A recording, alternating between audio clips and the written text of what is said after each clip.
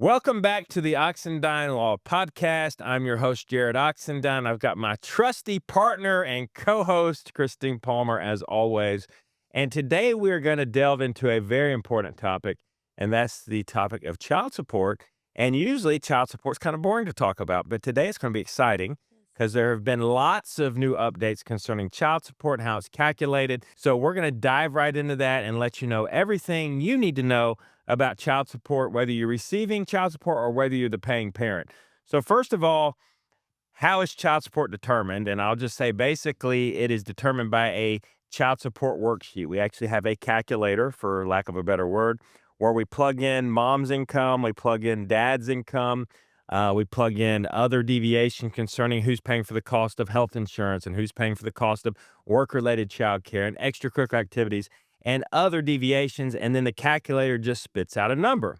However, the biggest change, Christine, has been on the parenting time deviation. It used to be that if a parent had more than standard parenting time, we had to get creative and count the number of days in the calendar and give the court a proposal on how we think the parenting time adjustment needs to be calculated to the court. So in other words, if the non-custodial parent has more than just like a standard parenting time schedule, we were having to get creative and pitch to the court our ideas on how their obligations should be reduced and by how much based on that extra parenting time. We don't get to do that anymore, do We we? do not. And then there was an argument always about, since it's discretionary, what is standard parenting time? Because there is nothing by law that says what is a standard parenting time schedule, and that has evolved over time. So we were kind of just left out there to try to figure it out for ourselves, which actually created a lot of litigation because there's not a real rules to live by. I'm giving my theory and my suggestion, just like opposing counsel's giving their theory or their suggestion, and neither of us are right. That's the thing. Neither of us are wrong, but neither of us are right. So we're just going in to try to convince a neutral party to pick mine over theirs. That's right. And so now, and I say now, the law actually doesn't even take effect until January of 2026. So the new calculator hasn't even kicked in. However, we're now seeing that all the courts, almost all of them, are wanting to calculate child support under the new calculator, even though it's not taken effect yet into law, because they don't want to see folks coming back for modification. Because if they're going to do these cases now based on the old child support law, and then the new law becomes effective January, they don't want to see people coming back for all these modifications when they could have just calculated it the new way to begin with. So what the change in the law does, and it can be a good thing, depending on who you are, it can work out better for you, is that the calculator now, in addition to all the other deviations that we build in, it's going to have us specify exactly what percentage of parenting time mom has and what percentage of parenting time dad has, and it's going to automatically calculate the parenting time deviation and spit out what the child support number should be. So what we have to do as practitioners is we have to look at a calendar basically and count the number of days that mom has, count the number of days that dad has, and I don't want to misspeak here. I'm saying mom and dad, same thing for a same-sex situation. So we're looking at custodial parent, non-custodial parent. How many days does each person have? What is that percentage as far as the overall parenting time is concerned? And then we put those percentages in the calculator. The calculator automatically does the parenting time deviation, adjust upwards or downwards based on the parenting time and based on the income of the parties, and tells us what the child support amount should be. Right. And to be honest, it'll be a learning curve for all of us attorneys for a few minutes, but it is, from everything I've seen so far, and we've had a lot of these go into effect, it is truly more fair. You know, Jarrod, from the previous way that we would do the calculator, I did an exercise often where, let's say that one parent truly believes the other parent, no, they make more than they're saying. They make way more money than that. They way more than what they're saying they make. I would do an exercise where I'd say, okay, let's just say, for argument's sake, that we could prove they make $5,000 more per month than what they're saying. That's a significant number, 5,000 a month.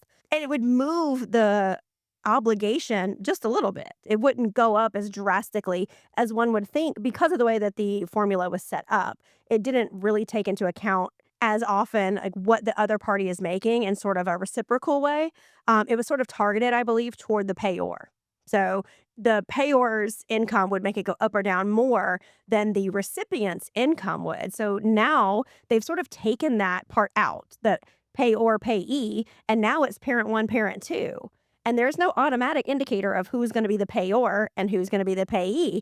It depends on the parenting time schedule and the incomes. There can be a scenario where a custodial parent still pays a non-custodial parent child support, based on the parties' incomes. So it really does truly a better job of taking all the income that's available to these 2 children or 3 children or 1 child and best allocating it so that both parties are sort of equally responsible in a way. Yeah, and I think that's what you just mentioned is going to be the part that's going to be the hardest for people to adjust to.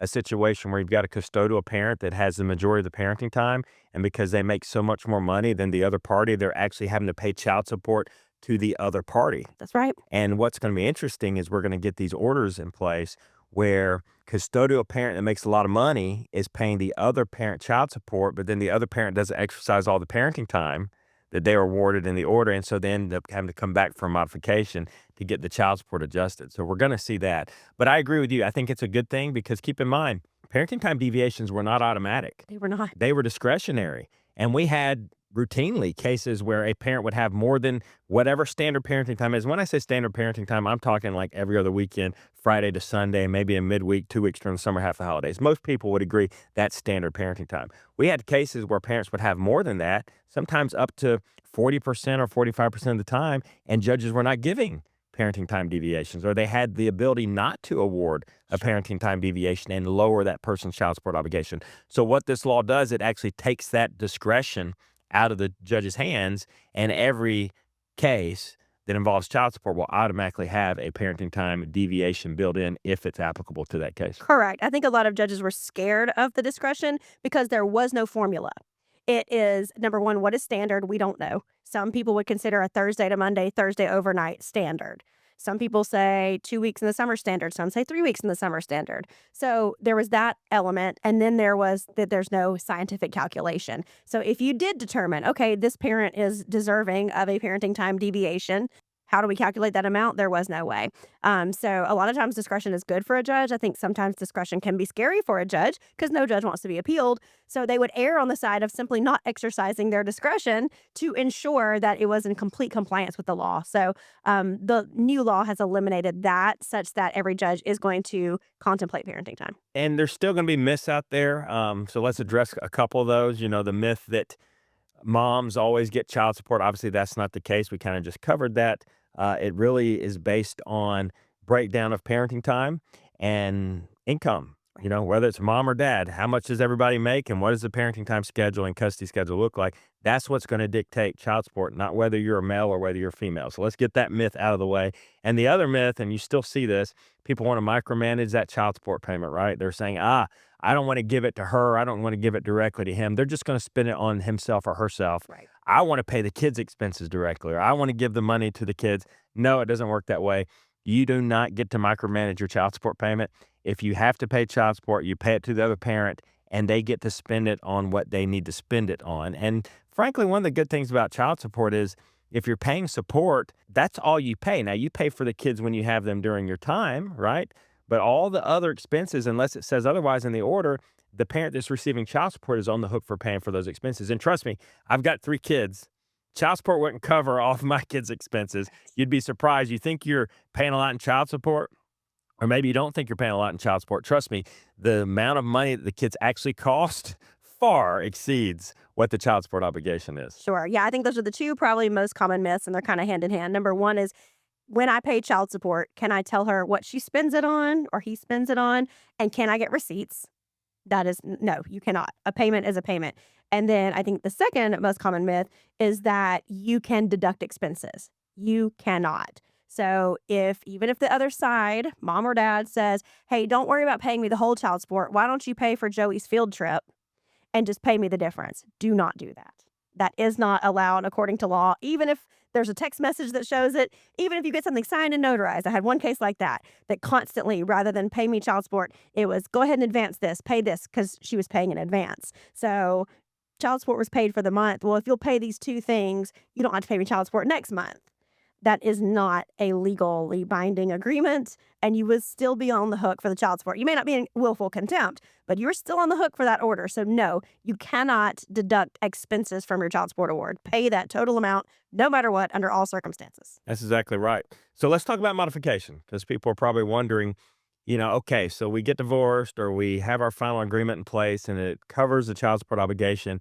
And then what if I can't afford it anymore? What if I lose my job? What if there's some other change in circumstances? And the good news is that child support is always subject to modification. What are common reasons we see child support modified? Involuntary loss of income. Now, that one's always interesting because people argue, well, it wasn't involuntary. He's choosing to, or she's choosing to take a lower paying job. Nope, that's not what we're talking about. We're talking about a situation where you had a great paying job at the time the order was entered, and then something happens out of your control. Maybe the business closed down that you're working for. Maybe there was a huge downturn in the industry. Maybe they were having layoffs and you lose that job and you're making the best efforts you can to find employment that is equal to the amount of income you're previously making, but you just can't secure a job making what you previously were making. Yeah. That would be an involuntary loss of Sure. income. You may not even have the capabilities. Let's say that you are a practitioner of some sort and you lose a license.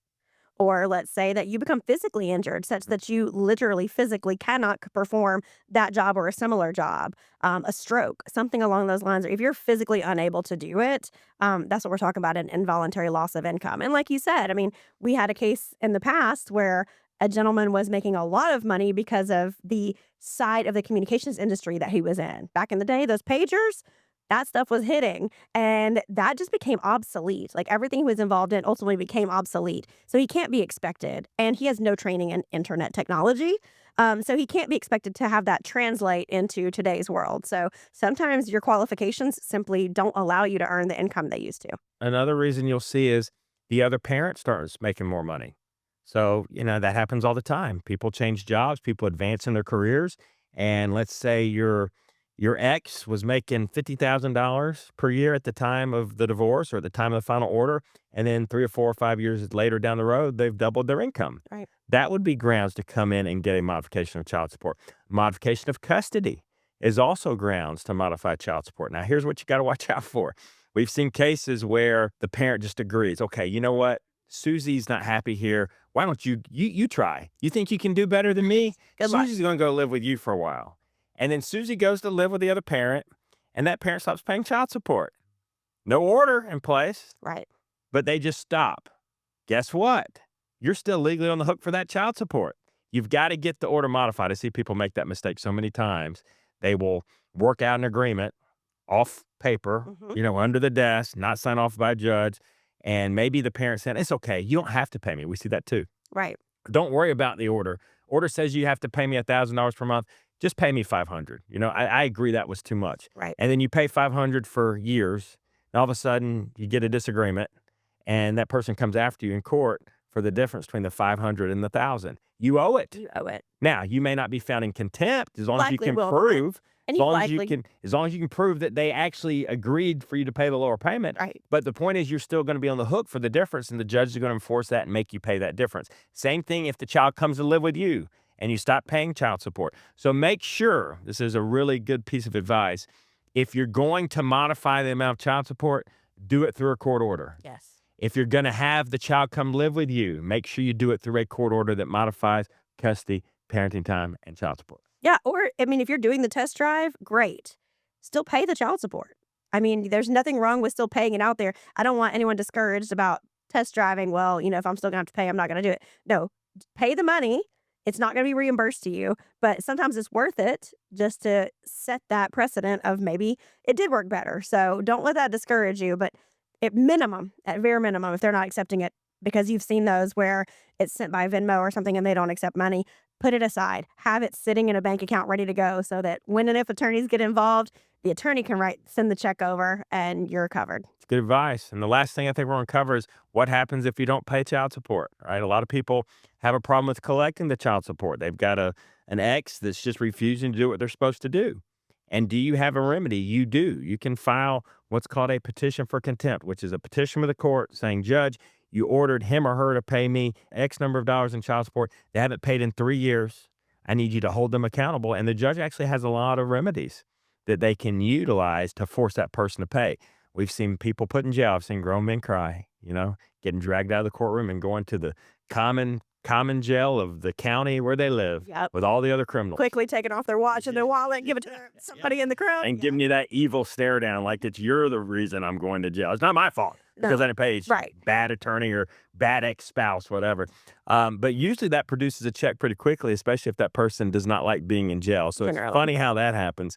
Judges can put people in work release. I've seen situations where people go to jail and they don't care. It's just spiteful.